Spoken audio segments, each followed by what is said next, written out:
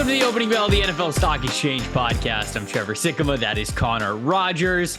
Connor, apparently it's a great day to wear green because we're both wearing green. What are the odds of that? I feel like this is basically the only green shirt I have in my closet, and you happen to be wearing green on the same day.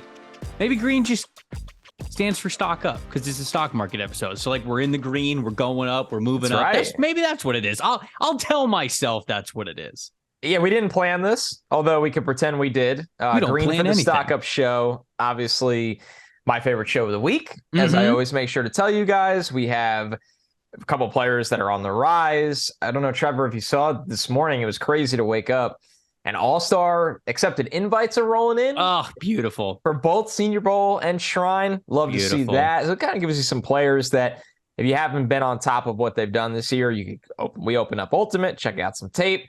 We're going to go through the draft order, and we got 5 voicemails for today's show that are excellent, dude. So I'm ready to roll. Yeah, we've got 5, as Connor said, SpeakPipe voicemails that you guys sent in to us that we're going to get to at the end of the show. The reason why we're getting to them on this show, I know that we said normally we'll do it on Thursday, is because Thursday we have a very special episode. So I'll leave you with that cliffhanger till the end of the episode. We'll tell you exactly what we're doing tomorrow, but it's going to be a fun one. And because it has a potential to be a lengthy one, we wanted to make sure that we got in you guys' voicemails into the top of the show. So Connor, you want to look at this top 10 updated draft order to start things off? Yeah, so we got Houston set to pick number 1 overall as things stand. They are 1-6-1. The Panthers at 2 are 2-7. Then you get an array of teams that are 2-6, starting with the Raiders at 3, the Steelers at 4, the Lions at 5.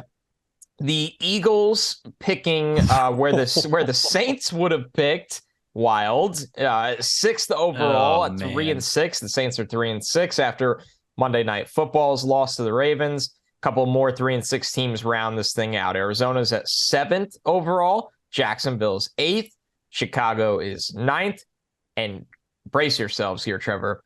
The Green Bay Packers are picking 10th right now at 3-6. And then it's weird. After that, just to touch on it quickly, you have 3 teams picking in a row that are not picking with their own selection. Seattle has Denver's pick at 11, Detroit has the Rams pick at 12, and the Texans have the Browns pick at 13. Obviously, when those picks were dealt, they were expected to be in the late 20s. They are top 15 selections right now. Yeah, it seems like the teams that have traded have got a really bad deal of this. The only traded draft pick that is currently in the playoff simulation right now, as it stands today, would be San Francisco's pick. They have the 20th pick, and that one has gone to Denver. So Denver has that one in the 20s. So via Miami. Yeah. Oh, right. Yes, of course.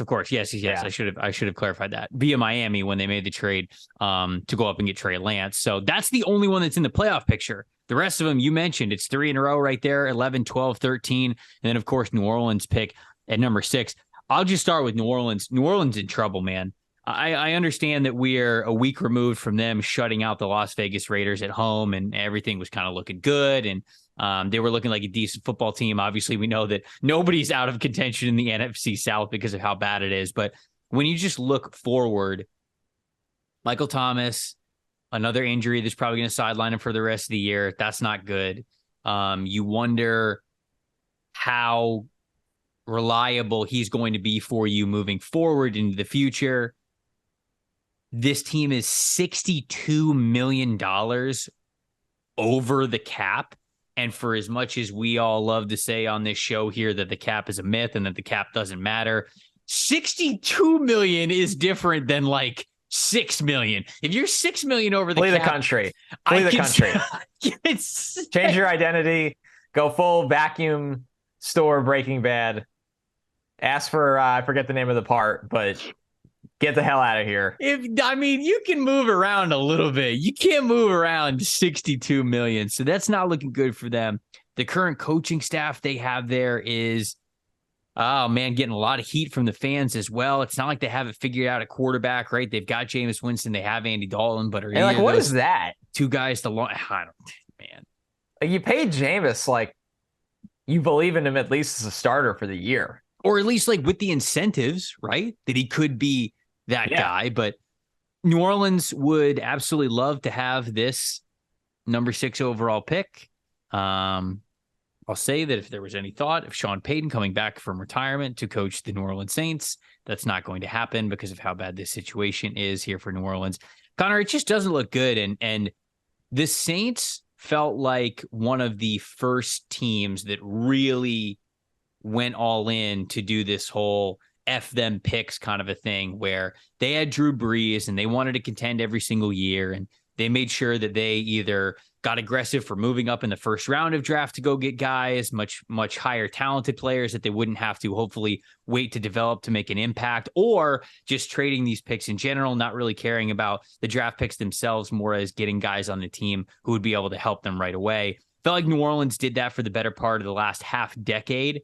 Now the bill comes due, right? That's always been the phrase, is the bill comes due. And I think that we're seeing that with the Saints specifically. And it sure looks like we're going to see that with the Los Angeles Rams as well. You mentioned that the Rams are in that little group of teams just outside the top 10, not picking there. But, you know, from the Brian Burns trade rumors of how much they were willing to give up just to keep this winning window open, it feels like they're just in reckless abandon to make the most out of the next 2 years. And they're going to get a glimpse of what life is like on the other side with New Orleans because, buddy, I don't think it looks pretty right now for the Saints. The Saints are in trouble over the next couple of years. Yeah, no, they've been at the casino. They won the jackpot, and then they went back to the casino the next day, and it feels like they just keep losing and keep doubling and tripling down, the Rams. And you know what? That's what it takes to win a Super Bowl sometimes, and they'll always have that. But I just look at that organization and go, man, when Sean McVay leaves for the booth, the broadcasting booth, what is that organization going to be? And it feels like the bell was rung a little earlier than we thought. Like, I feel like it was safe to say the Rams were going to be a contender this year. I don't think a lot of people really believed in them as a repeat champ. It's so hard to do in the NFL, or even an NFC champ. But you thought they'd be a little bit of a contender, and it looks like the floor or the ceiling, the walls have just kind of caved in on them a lot quicker than anyone expected.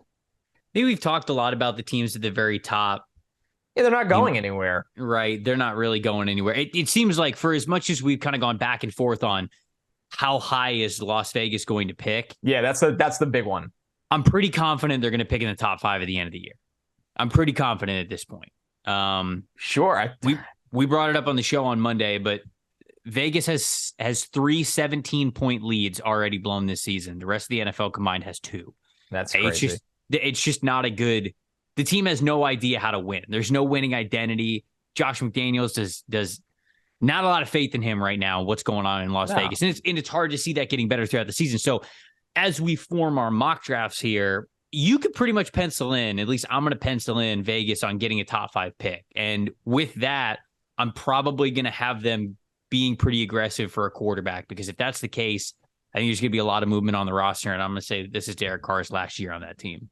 I agree with that. And where this gets interesting is when you look at the top 5 and you have Houston, Carolina, Vegas, Pittsburgh, Detroit, the only team in that top 5 that you think won't feel the urgency or panic button to take a quarterback is the Steelers, because they just took Kenny Pickett. Right.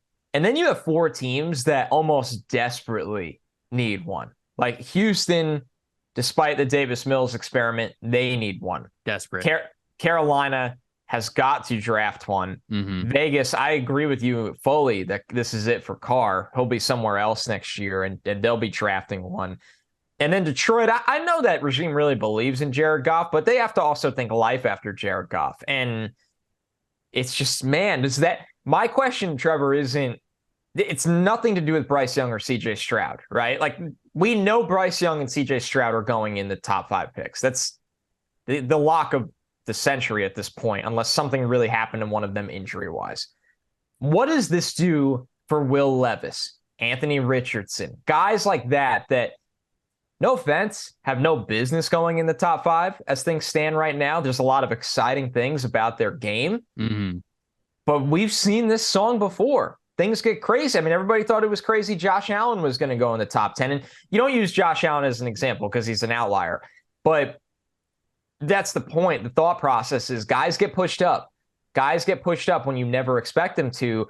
And I think it's the classic case of demand and supply and demand. The demand for quarterbacks in this year's draft seems to be at an all-time high. And I don't know if the supply exists, but sometimes the NFL makes the supply exist, whether you believe it or not. Yeah, no, this is definitely a demand side economics here with the NFL, and it always is because teams are trying to go after quarterbacks 100%. As you were kind of talking there, the thought popped into my head of these teams that we see, let's just say in the top 5. You mentioning Pittsburgh is what got the wheels turning. If Pittsburgh gets in a spot where, let's say they don't want to do what the Cardinals did with Josh Rosen and then going into Kyler Murray. Let's say the Steelers end up with the number 2 overall pick. All of a sudden, Steelers are a major player in a trade back. Sure. Because, they could sit there and they could take CJ Stroud if they wanted to, if they really thought that he was better than Kenny Pickett was going to be, if they thought CJ Stroud was that much better than Kenny Pickett could be for them. But if not, let's say Houston's picking at 1. Let's say Pittsburgh's picking at 2. You then have Carolina, Detroit, and Vegas somewhere in 3, 4, 5. You might have Detroit sitting there. Let's say Detroit gets the number 4 overall pick. Detroit also right now has the number 12 overall pick because they own the pick with the Rams. Steelers might be in a situation where they're only moving down 2 or 3 spots in the draft, and they might get an extra first-round pick this year. Still get Jalen Carter or Will Anderson. Still get a monster player and an extra first-round pick because these teams have to go move up to get a quarterback. I think Carolina would be in the same discussion, and a sneaky team that right now is what? I was waiting for the sneaky team. I think we have the same thought process. Please go on. Okay, I mean, is it Indianapolis? Yes. Okay, so Indianapolis right now is picking 14th. They are 3-5-1. Now I'm going to tell you, the 1 at the end, the tie, is going to screw them. The tie is going to screw them over because for as much as I think the Colts are going to lose a lot of football games from here on out, with Jeff Saturday as their interim head coach, holy cow, man. That tie automatically puts them half a game better than any of the other teams that they would be tied with in the win column or lack thereof win column. So the Colts and Jim Irsay, I think, are going to be very committed to saying, we will not, as funny as it is to talk about Derek Carr maybe going to the Colts or maybe Aaron Rodgers going to the Colts or whoever it is going to the Colts, we will not have another bridge quarterback. I think they're going to be in desperation mode. And again, a team like the Pittsburgh Steelers, if they end up getting a number 2, number 3 overall pick and a good quarterback is sitting there, they could hit the jackpot. They could absolutely hit the jackpot in a trade back scenario. You're all over it. I was thinking it, and you're right about the tie, because if you take away the tie and made that a loss for the Colts, they would be 3-6. And with strength of schedule, they would be picking, I believe, 7th.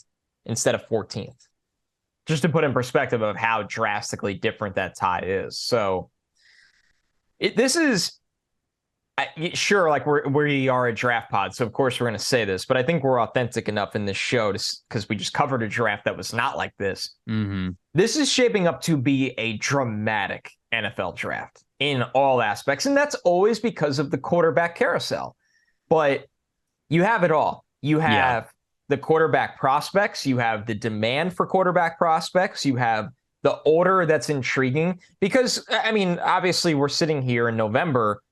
We didn't think Vegas, we didn't think the Steelers. I mean, we just didn't think those teams would be sitting in the top 5. I mean, I didn't think that Philly would be sitting there at 6 either. And, that's because of the Saints. That's another wild card that Howie's a wild man and he's not afraid to do what's best for the team. Eagles, they'll get Will Anderson. They'll just walk into Will Anderson. You just know it's going to happen. Like the only thing I look at that roster and go, and I know they traded for Robert Quinn, but I'm thinking long term. Mm-hmm. The only thing I look at that roster, I'm like, an edge player would kind of take them over the top. I mean, that would be pretty sick and twisted if the Eagles could somehow get Will Anderson. That would be pretty brilliant, no doubt about it. You said that this was going to be a dramatic draft. I'll use a different D word. I'll say that it looks like it might be a pretty desperate draft. And desperate goes into the dramatics, right? But you're right. I think as we look at this class, it's not like I'm not sitting here and saying that it's a bad draft class. I don't think it's a bad draft class. But in years past, there have been a lot of teams where, shoot, you go back to the 2021 draft where you had teams that even needed quarterbacks that were like, we'll pass on them. It's fine. The other skill position players are so good. The Enticing, other players, right, that they're okay with it. They're not going to get desperate for it. This year, whether it's quarterback need or just an overall thought on the top heavy parts of the class, I think you're going to see a lot of teams get desperate to go up and get what they believe could be a difference maker, especially if it's some of the notable teams like the Packers, like the Colts, maybe a team like New England, right? Like these organizations, Cincinnati, depending on where they pick, these teams that we didn't think were going to be sitting here outside of the playoff picture at this very moment, that might be just in unfamiliar territory. Arizona is another team. Arizona is a team I should have named, honestly, above the Bengals. Arizona, Green Bay, and Indianapolis, I think, are those three teams that could really shake things up in a desperate way. So that's kind of how I see the picture right now. It's crazy, man. It really, really is. And I mean, I'm not going to go here because I don't even believe in this, but there's also the argument to be had that Jordan Love is going to be unbelievably in the fourth year of his rookie contract next year. Mm-hmm. I mean, if Green Bay just completely bottoms out right now and that regime, I'm not saying they don't believe in Jordan Love, but what if Green Bay is somehow bad enough to be in range for a quarterback?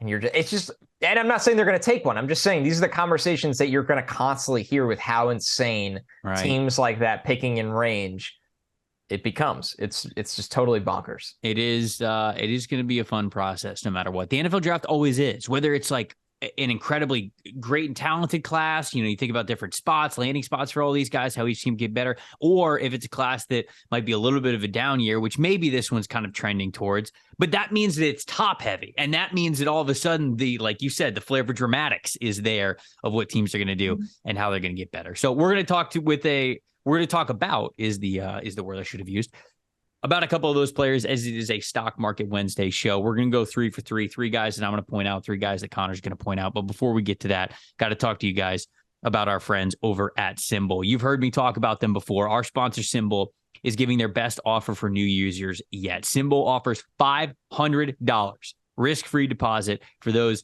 who join the Stock Market for Sports. If you sign up using the promo code NFLSE, your first deposit comes with a 30-day money-back guarantee. If you were hesitant on joining or simply haven't joined yet, now you can do it with a risk-free deposit. As a reminder, Symbol lets you trade pro and college teams like stocks and even earn cash dividend payouts when your teams win. Symbol is a peer-to-peer market that took the thrill of the sports betting world and turned it into a stock market to give fans a new way to speculate on your favorite pro and college teams. Now you can win with $500 money back guarantee. Download the Symbol mobile app for iOS by searching SIMBULL in the App Store. Use the promo code NFLSE to get your risk-free deposit up to $500. Whether you want to invest in an up-and-coming team like the Giants, not really up and coming anymore, I just got to say, or the new top dog in the NFL, the New York Jets. No, I just threw that in there, but that's a shout out to all the Jets fans who listen. Symbol allows you to buy and sell team stocks for profit and benefit off of your sports knowledge. Connor, I didn't sell my Jet stock, baby. You didn't? I still got it. You held on for the Bills win. I held on for the Bills win, Man, baby. That's because they lost in New England. That's why you held. You said if they beat New England, you were going to sell all of it, and instead you were forced to hold, and they beat the Bills. You love it when an investment pays off. You really do. God, we are just the money making machines on this show. All right, who you got? Who you got for this stock market episode? It can be either a stock up, a stock update, a stock down. Who you got for us this week? I got 3 up, and the first one is the update. The next 2 are definitely new to the show. So I'll start with the update, he hasn't been on a Stock Watch show, but he was definitely in our summer scouting. Josh Downs, the slot receiver from UNC, who has just had an incredible season. We talked about him a little bit over summer. Wide receiver, punt returner, 5'10" and a quarter, about a little bit over 170 pounds. Former 4-star, top 100 recruit, big triple jump, long jump kind of guy in high school. And he's just had a great year with what everybody knows about that offense because what they've gotten out of the freshman quarterback. But when you look at Downs, man, he's just getting better each week at this point. Over the season, he's now got 63 catches on 75 targets for almost 700 yards, 8 touchdowns. He's caught 39 first downs already. He's only dropped 1 pass, Trevor, on 64 catchable balls.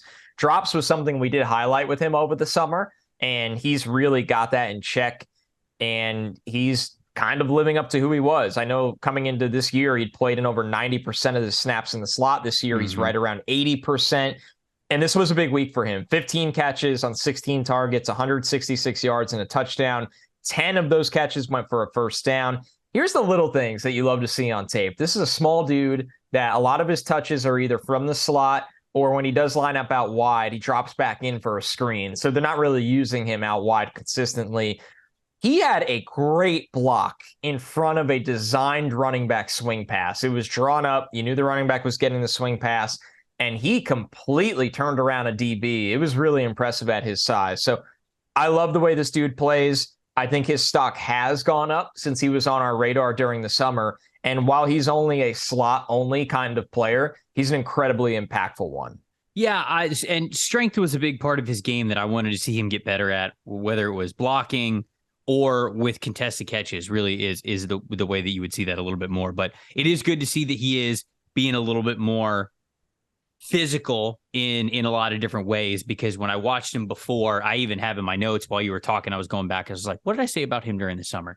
And I actually said in there, I was like, if you like Jackson Smith and Jigba, you might be able to get this guy 2 rounds later, if you don't get Jackson Smith and Jigba in there. But I wrote that he doesn't seem as physical. He doesn't have as good of a knack for finding open space, but this year he is certainly putting his best foot forward. He's playing a little bit more outside. And I actually got to chat with him about 3 weeks ago. I did a feature piece for PFF, and I asked him about playing outside versus inside. And he's like, I like doing outside. It's just, we have so much success with me being on the inside. And I understand how to attack different leverages with guys. When you give me kind of 2 ways to go about it, I can manipulate defenders a little bit easier. So it's like, we're reaping a lot more rewards with me in the slot. But he was saying that he doesn't mind going on the outside. Man, his quarterback, Drake May, he's unbelievable. Dude, this guy might go number 1 overall in 2 years. Yeah, he's that good. He's that good. He is that good. So it's fun to watch those two. It's fun to watch that connection. If you guys haven't watched it yet, check out a UNC game, because you're not just watching Josh Downs, but you might be watching a future top 5 pick for 2024. All right, where is my list? Derick Hall, the edge player for Auburn, somebody who I've been waiting to get to for a long time. He was a senior coming into this year, 6'3", 255 pounds. There's a lot of talk about him during the summer, and I didn't really get to have a chance to watch him during summer scouting. Really stuck out to me with his numbers this past week. He's got 8 sacks and 38 pressures on the season. He had 2 sacks this past weekend versus Mississippi State. I went to look at him. I was like, okay, this is a good time to go look at Derick Hall, see if those moves and those stats were advantageous sacks, or if they really were really good pass rushing sets. And you know what? I came away being pretty impressed with him. He is, I don't know if this guy's going to be a first rounder, just because he's not as, at least from what I watched that game and I watched the one before. So I watched 2 games of him. He's not the most flexible dude, but he's really explosive for 6'3", 255. He's strong, man. That speed to power work that he can go off with is really nice. And Auburn knows what they're doing. They put him in really good positions to succeed. They know that he's not going to, have a Von Miller type ankle flexion and really get around the outside and attack the outside shoulder with a lot of bend, but they know he can attack it with both speed and power and a good combination of it. So what they'll do is they'll take him from what you would expect of more like a 5 technique defensive end. They'll stand him up and play him at more of like a 7 technique, even if there's no tight end there. So it's much more of a straight line angle to where the quarterback's going to be at the end of his drop back. That way, he can really target the outside shoulder while getting full speed and full momentum. And you can definitely see him. You could definitely see him club rip or just a normal rip move to try to get around the outside shoulder. And he puts that on display. But really what's impressive is when you give him those 2 or 3 steps to get his speed going, he will fire into your chest and he will knock these dudes all the way back. And even for a quote unquote successful block of him in that situation, the offensive tackles get knocked 2-3 yards back towards the quarterback, like no matter what, even on a rep where he might get locked up a little bit after that. So really powerful player, like the strength that he has to set the edge, like the speed and the explosiveness that he works with. If you're looking for a super bendy edge rusher, that's not quite him, but I would say he's a really nice, I think, second round pick of a player that you pick along the defensive line. And he's got some good all around game for you. So I like Derick Hall. I really did.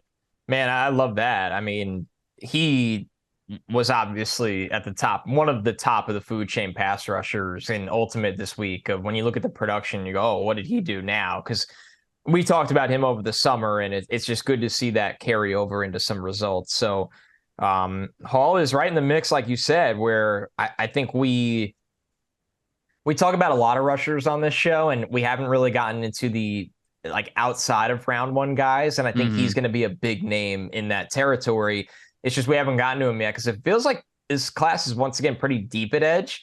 It maybe doesn't have a superstar outside of Will Anderson where there's competing superstars, but there's a lot of guys that are worthy of round one conversation.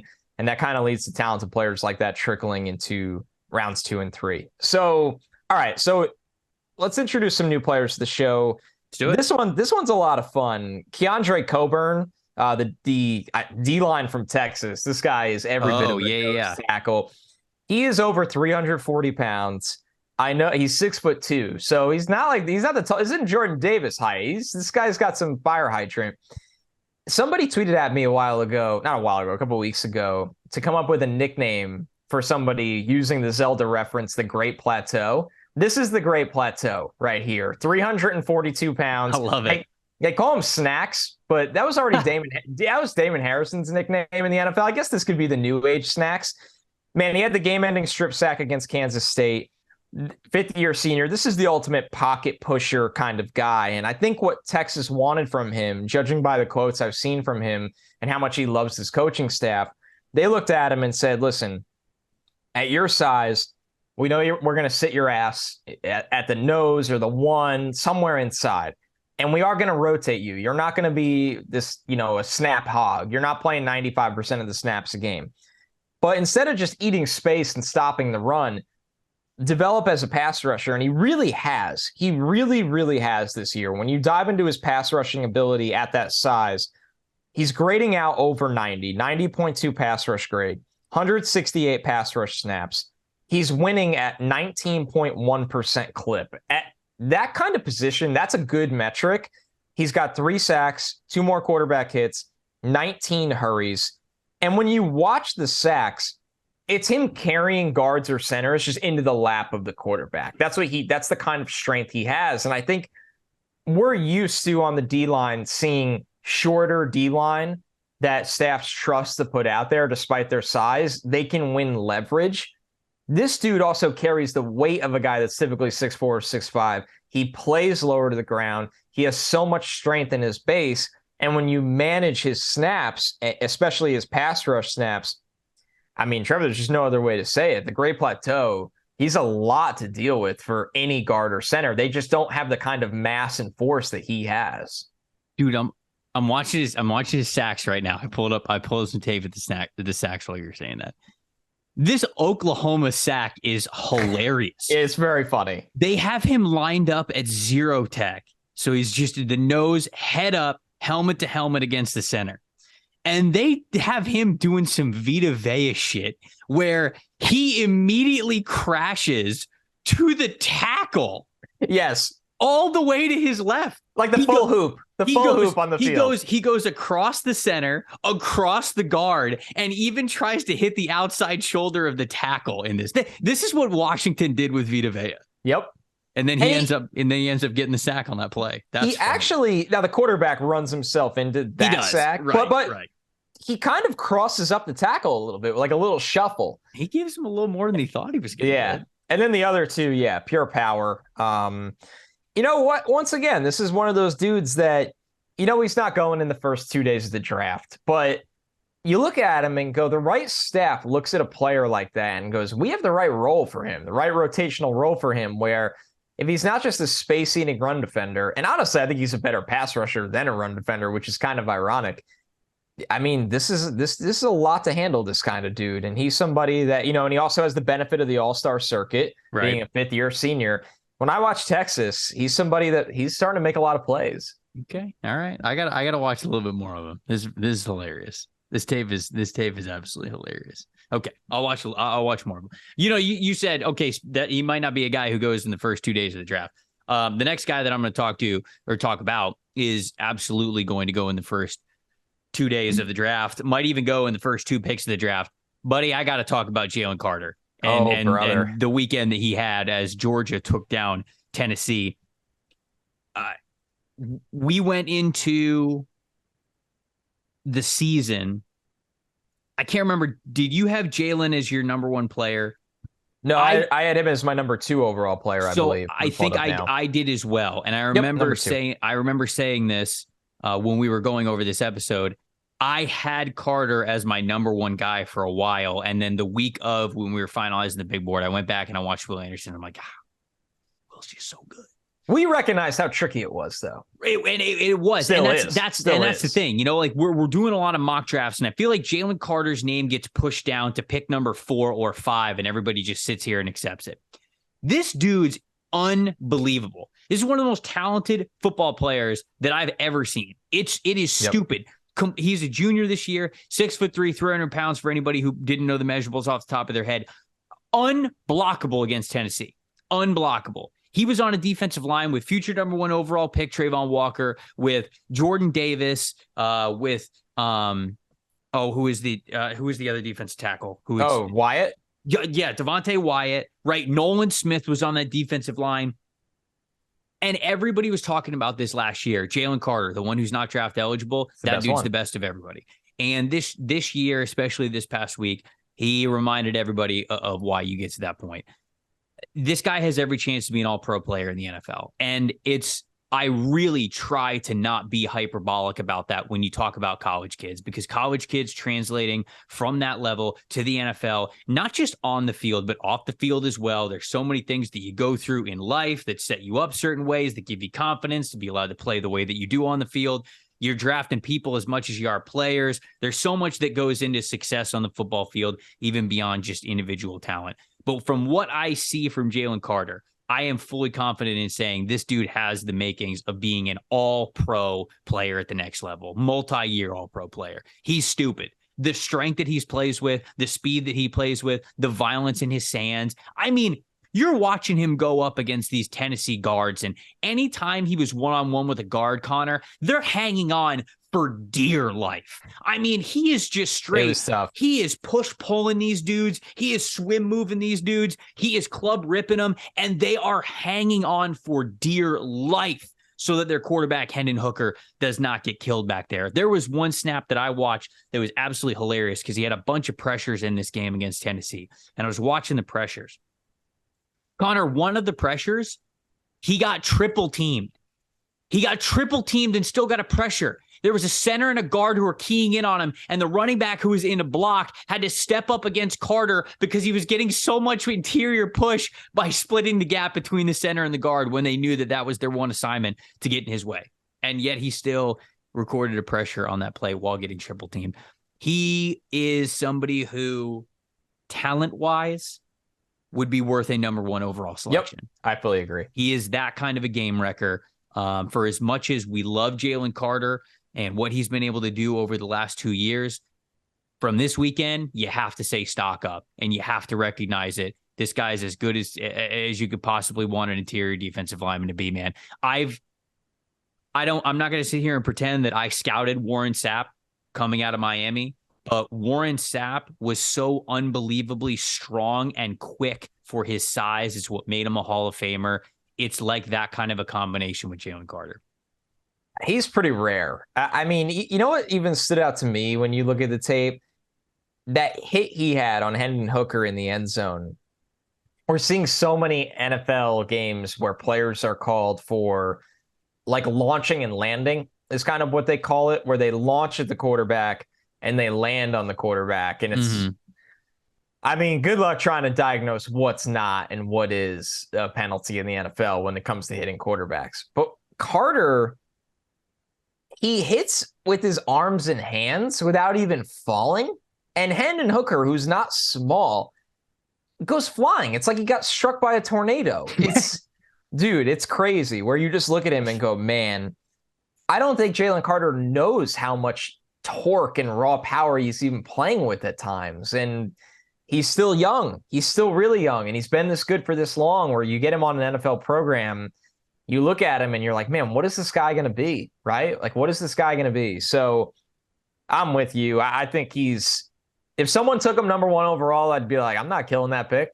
Like, what guy's going to be great. Yeah, what are you going to get on? Oh, you got an all-pro player. Crazy. All right, who's got an all-pro player where there's, I mean, really, how many great interior defensive linemen? Great. Like, and I'm talking rounded and can take over a game where they're in the league right now. Aaron Donald, Jeffrey Simmons, Quinnen Williams. Chris Jones. Chris Jones was great for years and still is. Yeah, I mean, I'm sure we're missing some, but like, it's not a position where there's just overwhelmingly loaded with rare dudes like that. Cam Hayward. Yeah. Just shouting him out. But yes, I mean, it's not like we've got double-digit guys that are game wreckers. No doubt about it. And I mean, like, who cares? I mean, you're looking at even the guys that you name there. That's what they are. They're game wreckers. You want those players in your team. Interior disruption can completely F up a play the way that a lot of those guys do, the way that I think Jalen Carter can do. So, we just threw out a lot of really great names that he would be in the conversation with, and I tried to curb it a little bit at the beginning, saying he's still got a lot to prove, and he hasn't even played a snap in the NFL yet. But it's hard not to get excited when you see performances like what we saw from Jalen Carter this past weekend. Who's your final guy?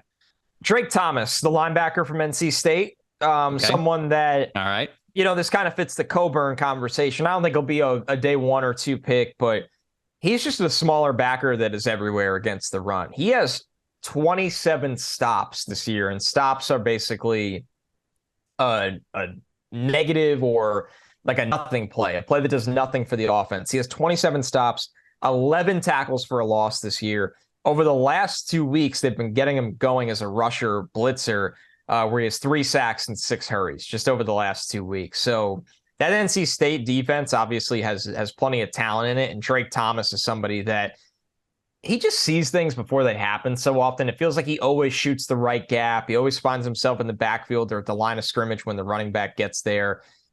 He's been really, really good against the run this year, but now he's getting his footing rushing because they are letting him blitz more and more. And for a defense that, I mean, once again, they just have plenty of talent. He just flies around week after week. Dude, I mean, he's so funny as a linebacker. The build, the long hair, the tattoos, number 32. It's awesome. Center of the defense. I don't know where he's going to go in the draft. I haven't sat down to really study his tape. I've only kind of seen him a little bit, but I know a lot of people like him. I know a lot of people really like him. I don't know. It's like a first round pick kind of a like him, but but still, man. Day 3, maybe day 2, maybe. I don't know. Again, I don't want to speak on it too much, but would it shock me if he's like he has the Malcolm Rodriguez road where it's like, hey, this guy's tape is awesome. And everyone's like, we don't care. He's short. And it's like, well, it's really good. And he does everything good. And his height doesn't matter. Everyone's like, really don't care. He goes in the 6th round and then training camp comes. And it's like, hey, this guy might actually be on the field right away because he's really good. And none of that other shit matters. Like it never does.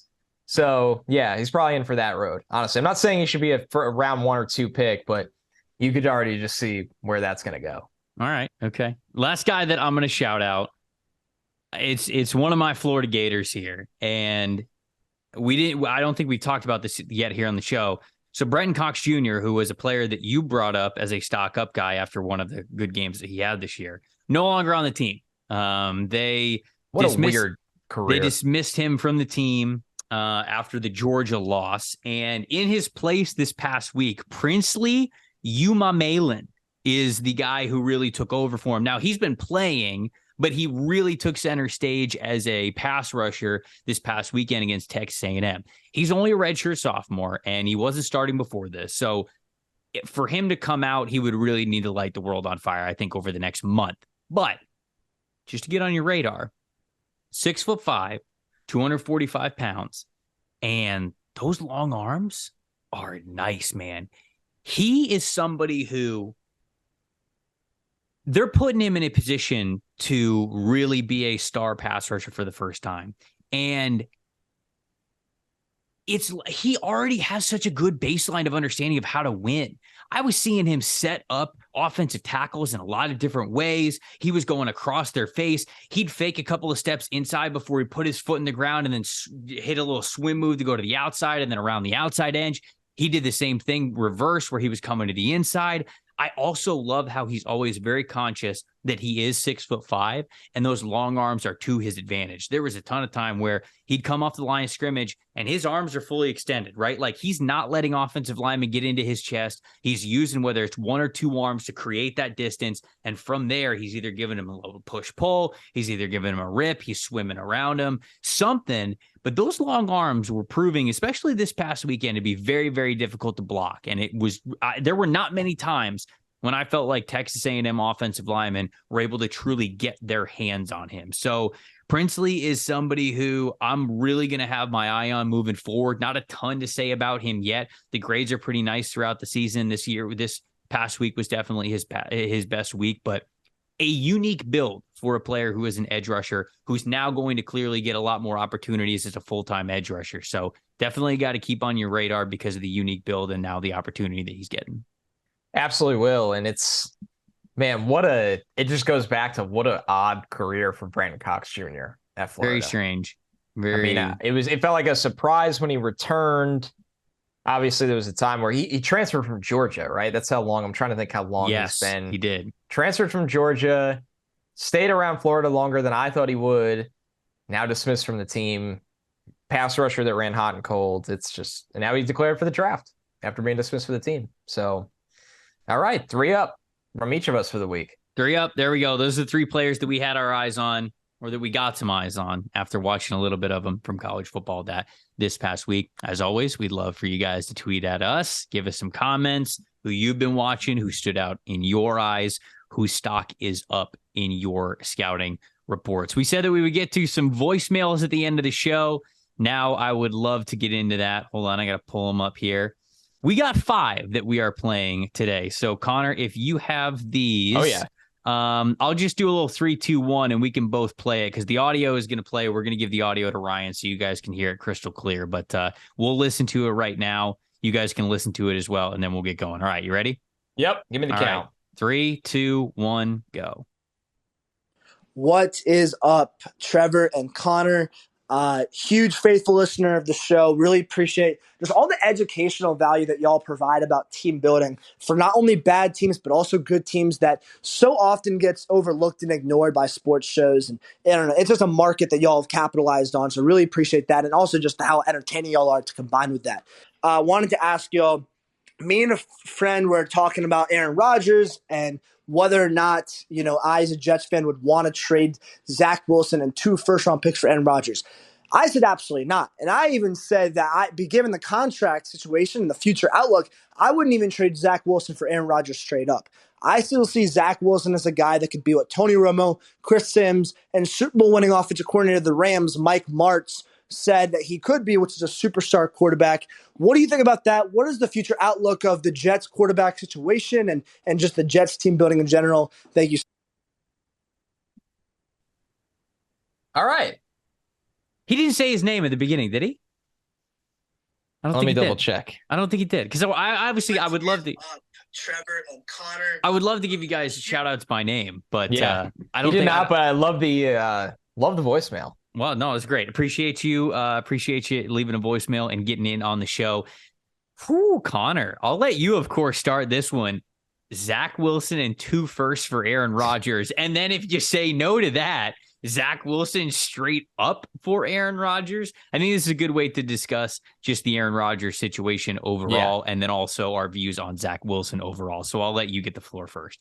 Well, first off, hell no, absolutely not. And whatever you think. Either of them? Definitely the first one. We'll get into the second part in just a minute. I mean, this would go against what I said on Sunday night's show. Like, what are they doing with Aaron Rodgers' contract, right? Or nobody's bailing you out of that. So it doesn't matter what you think of Zach Wilson. You could think Zach Wilson is the worst quarterback in the world. And that doesn't mean Aaron Rodgers and his contract is the answer for 2 first-round picks. That's the issue, right? So, no. I mean, Aaron Rodgers will be 40 next season. He doesn't look overly or happy or overly interested at the moment right now. Everything's gone wrong, and some of that has to go back to him at some point. The bigger conversation is, would you trade Zach Wilson straight up for Aaron Rodgers? Mm-hmm. It just depends what the market looks like, right? Say Zach Wilson is just shows this year he's not the guy. And he had a nice bounce back efficient game against the Bills. So like this is probably also not the great. If you wanted to argue after the New England game, you'd have an easier argument. So right. And that's life of having a young quarterback. Week by week, everything changes. I just, why would anybody take this contract right now? Why would anybody take this contract on at all with what you've seen from Aaron Rodgers this year? Yeah, I wouldn't. Anybody listening to the show, just do yourself a favor and Google Aaron Rodgers over the cap. And you will get your answer right there why Aaron Rodgers at this moment is untouchable for a trade. You can look for other replacements if you don't believe in Zach Wilson, but Aaron Rodgers cannot be the answer. Why don't we go to Aaron Rodgers over the cap right now? So this season, Aaron Rodgers is 39 years old. He is $28 million on the cap. He's been bad. He's been not great. This week was definitely his worst week. No doubt about it. This week. So next year he is 40 years old and he is on the cap for 31 million. 2024 he's on the cap for 40 million. 2025 he's on the cap for 59 and then 53 in 2026. It is a wild contract. There is $100 million in dead money if he's cut next year, 68 the year after, 45 the year after, 22 the year after that. So basically this contract is Aaron's got to retire before it's over. And I believe I think I read somewhere, I don't want to be spreading misinformation, but I read somewhere that somebody said a lot of that number for Aaron Rodgers doesn't get paid to him until like the almost the beginning of the season every year. So if he retires, in February, March, April, whatever it is, they're not paying him that money just for him to retire. Like the roster bonuses, I think, don't happen until much later. So there is a lot of flexibility for Rodgers to kind of be able to retire whenever he wants. Obviously, the deal gets very lucrative for him the longer he stays around. But, when it comes to the trade discussions, no, you wouldn't do that if you're the Jets, of course, because Aaron doesn't even look like he wants to play right now. Why would you, like, even beyond this versus Zach Wilson age thing, like Rodgers doesn't even look like he wants to be out there. Now, does all of that change if he gets traded somewhere? Maybe. And I do still think that Aaron Rodgers has a good arm and he still has the potential to be one of the best quarterbacks. He's still better than Zach Wilson right now. I know I said he's been bad and maybe that was still harsh. Better than Zach Wilson. Yeah. And that is a inarguable fact. But you certainly would not trade Zach Wilson and 2 first-round picks for this current version of Aaron Rodgers. And him straight up for Aaron Rodgers is simply something that you wouldn't be able to do until the end of the offseason because the trade deadline's already passed. But with that money swap, here's the issue, right? Because you're saying, you're talking about we love our core. We love our core, but we need more from the quarterback to win a Super Bowl. Mm-hmm. So you plant your flag, Aaron Rodgers, like, okay, he's going to lead this young core. If you take his contract on, because you're not paying a quarterback right now, can you pay Quinn Williams $20 million a year that he's due? I don't know. The Jets cap space. No. Like, so it's not even, you're just running yourself into a corner where the reason you do the move actually doesn't work. So that's kind of why I'm so adamantly, against something like this, because the logistics don't add up. All right. But it was a great question. It's a great question because face value, it seems insane to say, oh, no, franchise that never has a quarterback. We're too good for Aaron Rodgers. But there actually is some, explanation to it. Right.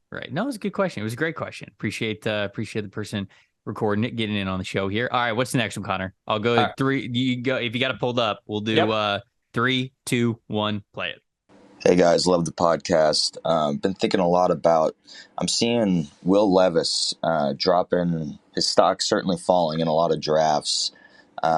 Just wondered, what do you guys think of him potentially falling to maybe the early to mid 20s, and you see a team like the Giants who, looking at their schedule the rest of the year, it's looking pretty favorable to the point that they could maybe get to the playoffs, but you also wonder, do you think they go all in on a guy like Daniel Jones long term, or do you think they, if you could get a guy like Levis with the physical traits and Brian Dable, who's worked with a guy like Josh Allen and with physical traits like that, do you think the Giants take a swing on a guy like him in that range? And do you think Levis even falls to that range?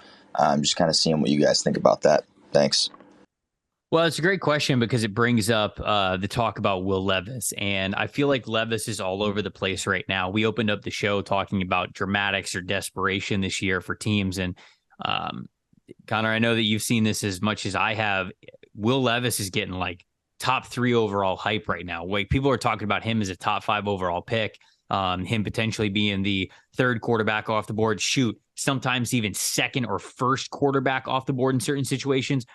All of that is way too rich for me right now when it comes to Will Levis. The first part of the question was, how would you feel about the Giants taking him somewhere in the 20s? I'd love it. That would be the most appropriate spot, but we know the league doesn't really work that way. So I think it would be realistic from the Giants' point of view to do something like that, or a team like the Giants, whoever it is picking in that spot. It doesn't seem like that's realistic of where people are holding Will Levis. There's a lot of people who are really plugged in to NFL circles who are putting Levis's name consistently in the top 10 of mock drafts, and they're getting that from somewhere. I don't think they're making that up. They're watching the same games that we are. So that's kind of my overall thought process with that. Yeah, I'm with you. I think it's a great point because the Giants seem like the perfect landing spot when you look at value, development.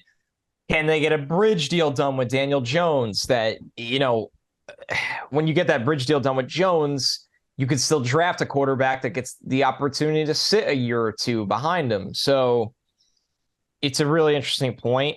I think the reality is Levis is going to go significantly earlier than he should, and that is going to accelerate his development, whether that works for him or not. Obviously, an accelerated development often works against you rather than for you, as we've seen with a lot of these guys, right? Like it's all like a lot of these guys recently have had that problem. So, yeah, it's the right idea.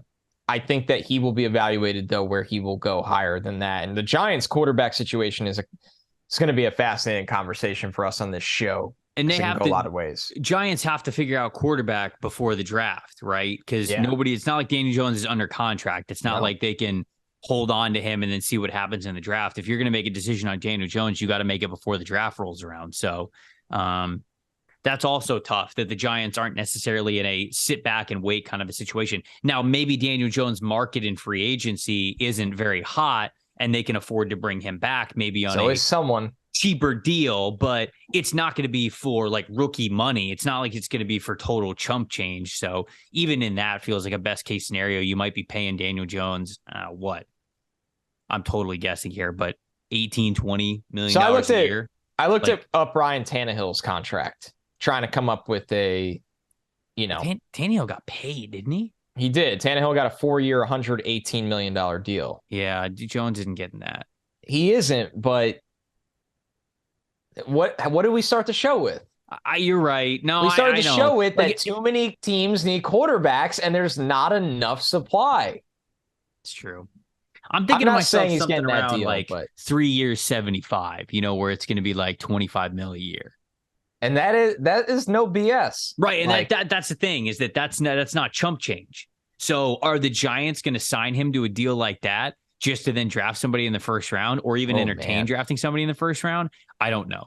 We're throwing around. If the third year of the deal was not guaranteed, then you could do that. Which it probably wouldn't be, but this is what I think of, Trevor. Like I think of say the Ravens keep Lamar Jackson. There is going to be a team out there that goes, we can win with Daniel Jones. 4-year, $100 million. Here you go. 3/4 of it guaranteed. Somebody will do it. And I don't even know if I fully blame them because of how bad quarterback situations are. All right. I know. All right. All right. Voicemail number 3. Yep. Let's do it. All right. Here we go. In 3, 2, 1. I lied. What's up, Trevor and Connor? My name's Evan. I'm a huge Chiefs fan since I was born. I just wanted to know what you guys thought on the upcoming draft for the Chiefs. I was thinking the 2 areas of need would be edge players and wide receivers. I just wanted to know what you guys thought about maybe taking a solidified edge like a Felix and Unadike Uzama or a Tyree Wilson at that spot, or knowing that the Chiefs can be good without that pass rush like they have been this year. Do they take a flyer on a Kayshon Boutte, or like if Jackson Smith and Jigga falls that far, maybe they could pick him just for that wide receiver upside? Let me know what you guys think. I love your podcast. Thank you guys for coming on every week. Big shout out, Evan. A great question. Yeah, big shout out. Great question, because I think the Chiefs are so draft relevant this year, even in a year where they are still a Super Bowl contender. I mean, I had Jalen Hyatt going to the Cowboys. Did you have Jackson Smith and Jigba going to the Chiefs on our latest mock draft? You might have. Didn't I? Either way. I can't even remember what I had for breakfast. Yeah, same. I think the point is the Chiefs are in a good spot because like you can get a BJ Ojulari in that range. You can get a really good wide receiver. Mm-hmm. And Trevor, I'll throw it to you right now. I want to look up the contracts at wide receiver that they have as well. I think it was a lot more dire before the Kadarius Toney trade, right? I think if I remember this correctly, Sky Moore obviously is under contract, he's in a rookie contract.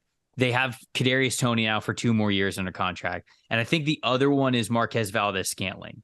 And I think those are the 3 wide receivers that they have there. And if you want to say to yourself, hey, we got to upgrade that area still, you can, but it's not as desperate as it was before the Toney trade, where you could have said, wow, we only have a rookie and then one other guy under contract so they could afford a lot of movement. Maybe Juju Smith-Schuster's gone, Mecole Hardman's gone. Those guys are both free agents. Yeah, and they're kind of figuring something out. But we figure Kansas City's probably going to pick in the back end of the first round. I think edge rusher is definitely something that they could be looking at. They've just got to get younger at edge rusher. I know they have George Karlaftis as well, and I think Karlaftis is going to be good for him, but maybe more of a speed presence that they could get thrown in there. I will say offensive tackle is something that they might really need to look at.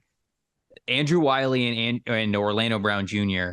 are a duo that has allowed one of the most pressures, if not the most pressures, in the NFL for a right and left tackle. So like if you can find yourself a pretty good offensive tackle to take a chance on, I think that's a good spot to do it. It's always a really good spot to take a wide receiver at the back end of the first round. It just, no matter how deep a wide receiver class is, it's at least deep enough going through the first round where you can get a really nice player there. So I think that they'll have an opportunity to get a wide receiver in the first 2 rounds. You normally want to go after trenches if you have those needs, and they have both trench needs. So I'm thinking first round pick, really lean towards edge rusher or offensive tackle, just depending on who's on the board. And then if you don't really like the selection there, you can definitely hit wide receiver. If not, I still think you can get a good guy in the second round as well. So that would be my overall attack plan for the Chiefs.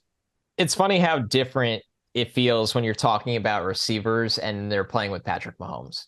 You're like, you could wait. Yeah, like I love the idea of that guy there. So, okay, of course. We got 2 more. Let's knock about here. All right. 3, 2, 1. Hey guys, been a big fan of yours since your early podcast days. Love the show. Frank here, big Seattle Seahawks fan from Ireland. Just with the Seahawks being the surprise team in the NFL this season and then being loaded with draft picks, what do you think they should do to really reset that team? Big shout out, Frank. Listen from Ireland. Shout out, Ireland. Seattle Seahawks future draft picks. They have, because of the Denver Broncos trade, 2 first-round selections this year, 2 second-round selections this year, 3rd-round pick, 4th-round pick, 2 5th-round picks, and a 6th-round pick. And then next year, obviously, they have all of their scheduled picks as well. As it stands today, their first selection is number 11 overall in the draft, so within the top 15. And then their actual original selection, because they're playing so well, is number 23. So they've got 11 and 23 right now, and then they've got similar spots in rounds 2 to be able to attack. Connor, I'm curious, do you have a game plan for the Seattle Seahawks? It's very interesting how many good young players are already succeeding on that team, to where they're drafting, I don't want to say for luxury, but they got some flexibility here on where they could attack with these certain picks. Yeah, I mean, you got to build up the defense again, right? It's what it comes down to. You get the Geno contract done. You like your offense. Your offensive line's very young and very they've overachieved already. So you feel good about that trajectory with where those guys are. Kenneth Walker looks great. You know you have a ton of talent at wide receiver and tight end. Those tight ends are blocking their asses off and they could all play. So load up the defense. I mean, this is a great spot to be in right now when you look at the situation for Seattle where, I mean, you take that Denver pick, right? And say we're at 11 right now. It almost makes you wonder, and they won't do this because they need a lot on defense. Although their draft was so good, I don't know if they need even that much on defense. Would they be able to move up and go get one of Will Anderson or Jalen Carter? Like, that's what I look at with Seattle, and I'm like, man, can you get a difference maker? Because you're really good right now. You're really, really good. They get Jamal Adams back next year. They lost Jamal Adams for the season at the beginning of the year. So, you know, and Ryan Neal is already playing really well in his place at strong safety. So yeah, so they got to feel good about that anyways. To me, it's the front. I think totally. They need a pass rusher, and I think they need one both at D tackle and edge. So that's where I look at for Seattle and think they're in such a good spot to get that, especially at 11. Even if you don't get Will Anderson, you don't want to go up for him.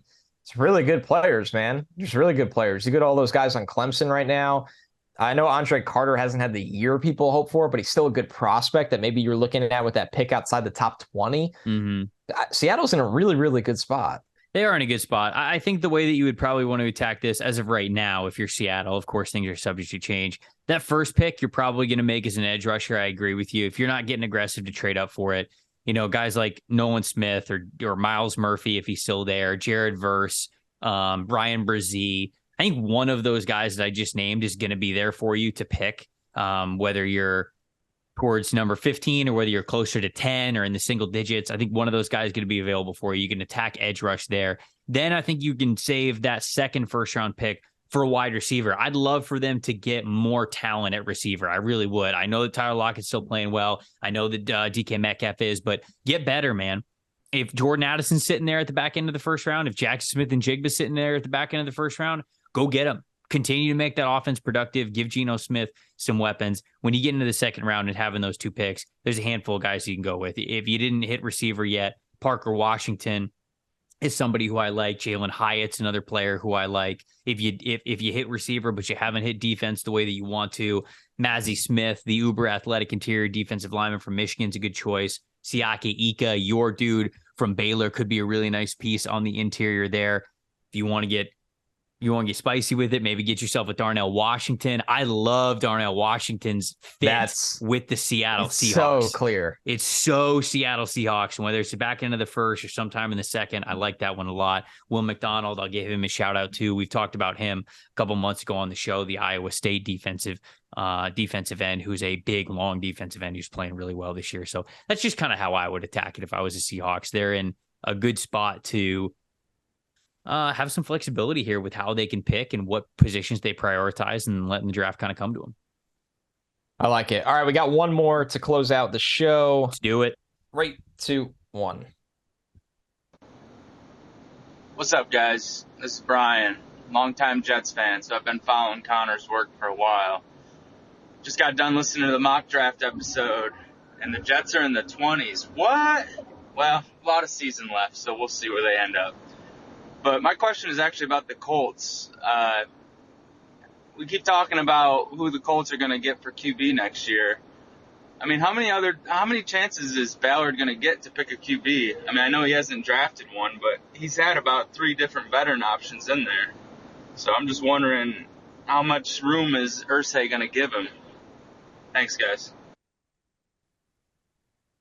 It's a great question. Great question. Brian, shout out. Thank you for listening to the show, supporting Connor's work all these years. Look, I said, seriously. Connor's work's directly tied to the Jets. I said that it was Connor's birthday on Sunday, and that was the direct reason why the Jets beat the Bills. I'm sticking to it. Trevor has tons of stock options with the Jets. He does some podcasts with me. That's very true. That's very true. No, with the Indianapolis Colts, it's a great point. And I don't know if Chris Ballard's safe. I really don't. Because for as much as there's players to like throughout the entire roster, they constructed the O-line, and the O-line stinks now. If the O-line stinks to the point where this team is real embarrassing down the stretch, you might just have to fire Chris Ballard as a scapegoat again. Like that, it feels like that's what it was with Frank Reich, especially with you firing Frank Reich and then going Jeff Saturday as your interim head coach. It's not like you were firing Frank Reich and then couldn't wait to get this young up and coming coach to give him a shot at interim. So clearly you are just firing Reich as a scapegoat. That's it. That's all this move was. When you did it at that time, that is exactly what that says. Ballard might be the next one to go if this season takes an absolute plummet.